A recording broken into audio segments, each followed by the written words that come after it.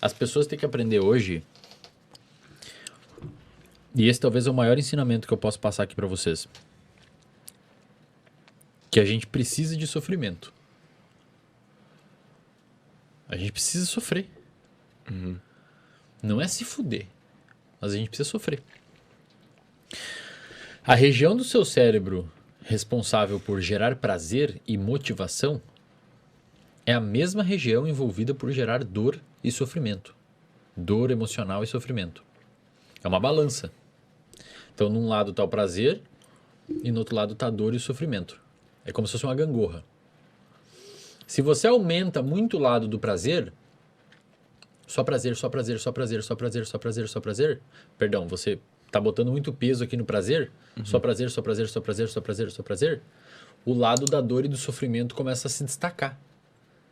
E aí o que vai acontecer? No mecanismo de autorregulação, ele começa a vir pro outro lado. Aí você precisa cada vez botar mais prazer aqui, para empurrar. Então o que acontece? Se você fica se submetendo só a coisas fáceis, só coisas simples, só recompensas rápidas, o seu cérebro ele desacostuma a viver com problema. E a vida não é uma corrida de 100 metros, a vida é uma maratona gigantesca. Então se você perceber hoje, cara, eu atendo muito paciente com problema alimentar. Pra caramba. Não consegue controlar a alimentação e tal.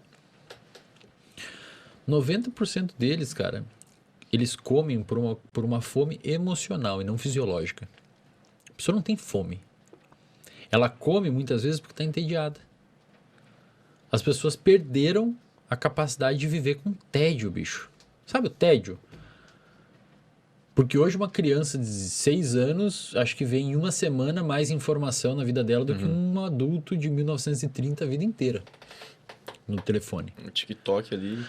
É tudo ali, cara. O TikTok é luz pra caramba. Inclusive saiu um estudo mostrando que aumenta a dopamina e tal. Fica ali, você quer rolar, fica ali. E, cara, isso tá ensinando o nosso cérebro a não viver mais no tédio. E as pessoas têm que entender que se você desbalançar esse negócio, se você botar só prazer, só prazer, só prazer, o tédio, ele vai, a dor e o sofrimento vai começar a empurrar pro outro lado. Então, na ausência do prazer, você não sabe fazer mais nada. Dói pra você não ter aquilo. Não ter prazer começa a doer. Mano, tipo, quando tu vai, sei lá, fazer cocô e tu não leva o celular, mano. E tu fica agoniado. Exato. Você desaprendeu a apreciar ficar uma de boa cagada. boa, cara. Ficar de boa. Tomar um café, velho. Tem paciente meu que eu falo, ó, sua tarefa essa semana toda, eles dão risada e depois eles voltam uma semana e não conseguem fazer.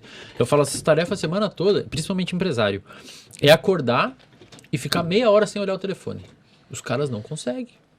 Mas ninguém consegue, né? Porque parece que tá faltando um negócio. Tu faz ou tu não faz porque tu não sente necessidade. Cara, às vezes eu faço. Só pra às ver vezes se eu tu acordo consegue. umas 5h20, 5h30, eu falo, cara, eu não vou mexer. Aí eu vou lá, lavo a louça, boto café, Cara, passo mas café. assim, ó, por que os mecanismos evolutivos nos levaram a ter o cérebro assim, velho? Como assim? Porque a seleção natural lapidou os nossos comportamentos da melhor forma possível pra gente ser reprodutivo, pra gente viver e fazer o que animais devem fazer, que é o que a gente é.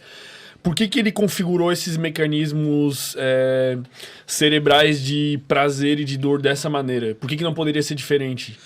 Porque por muito tempo você... Na verdade, assim... Tu entendeu mais ou menos o que eu quis dizer? Entendi. Na verdade, assim, o nosso cérebro não tem nada errado. Ele funciona... Ele tá feito do jeito que tem que ser feito. O problema é a sociedade que a gente construiu e o ambiente. Lembra que eu falei lá no início? Quem determina isso daqui é o ambiente, não é necessariamente... O nosso cérebro é uma bolota de células jogada dentro de um ambiente e, inclusive, ele é conectado em rede. O meu cérebro está conectado com o de vocês agora. Dependendo do que eu falar, eu posso alterar a produção de neurotransmissores no seu cérebro. A gente está conectado.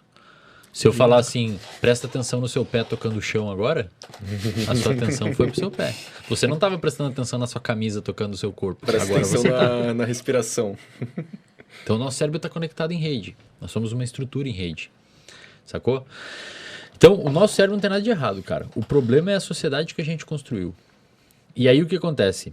O nosso cérebro, ele não foi constituído para viver num ambiente com tanto estímulo. Por exemplo, isso aqui que a gente tem aqui agora, esse monte de luz, 9h19 da noite, não é normal. O próprio relógio. O próprio relógio não é normal. O nosso cérebro, durante 99% da nossa tempo como hominídeo aqui na Terra, e como Homo sapiens sapiens, ele nunca teve luz nesse horário entrando no olho. No máximo ia ser uma luz de uma fogueira amarela, pequena, não tão forte, e as pessoas estariam conversando como a gente está agora numa caverna, contando história. Mas nessa época eles tinham muito menos fatores estressores. Não fatores estressores tinham um monte. Mas eles tinham muito menos problemas, assim, desencadeados por esse excesso de... É que na realidade, naquela época, cara, o sistema ele funcionava perfeitamente porque ele foi desenvolvido. Um caçador-coletor, ele ficava estressado quando? Quando ele tinha muita fome, Quando precisava que ficar começou a dar estressado, né? problema, ou Eles alguém atacava eles ele. viviam melhor que nós. Tipo, eles se sentiam melhor, vamos supor. Eu não sei se eles se sentiam melhor e também não sei se viviam melhor. Aí que tá, eu sou um grande depende. Se tudo que você me perguntar, eu vou falar depende. Porque, cara, com 30 anos, caía seus dentes naquela época, tá ligado? Então a gente não é que eles viviam melhor. E a expectativa de vida era bem baixa. Mas a questão é que o cérebro evoluiu naquela época, foi selecionado naquele contexto. Então pensa assim, por que a gente tem uma tendência grande a lembrar de traumas? Porque é importante, velho.